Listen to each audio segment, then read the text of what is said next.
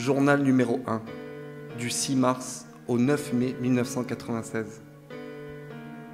Chapitre 1, le glissement de l'esprit. Mercredi 6 mars 1996, 16h25. Je suis un scientifique, passionné de physique quantique depuis mon plus jeune âge. On peut dire que j'ai la thermodynamique dans la peau. Ah, oui, je vis seul. Enfin, depuis 5 ans. Toute ma vie, j'ai cru avoir du génie. Je voulais réinventer la physique quantique, développer une nouvelle théorie qui laisserait toutes les autres imparfaites, incomplètes, comme cette foutue théorie des cordes qui rend malade la plupart de mes confrères.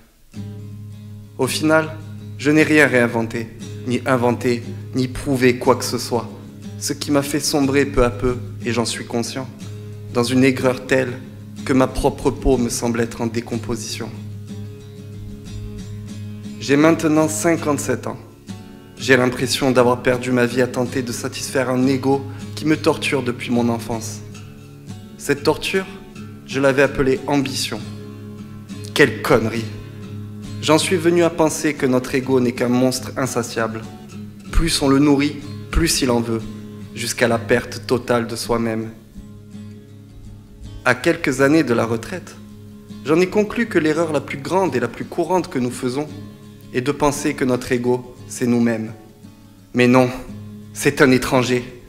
Autrement, pourquoi chercherait-il à nous détruire? Pourquoi devrions-nous le combattre?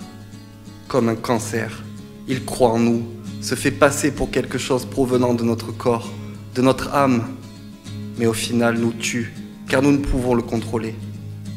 Comment est-ce possible? Ne sommes-nous pas maîtres de nous-mêmes, de notre corps, de notre esprit? Mais alors, qui est le maître?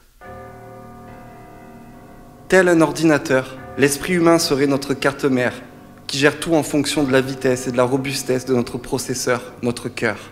Puis, quelqu'un nous installe son fichu système d'exploitation avant même la première utilisation. Enfin, de manière simplifiée.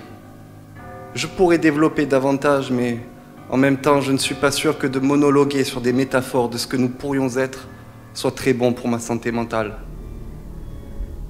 Peut-être que je divague. Je me laisse trop aller dans tous les sens. C'est cette putain d'entropie. Elle nous emporte tous. Tôt ou tard, nous connaîtrons tous la chute.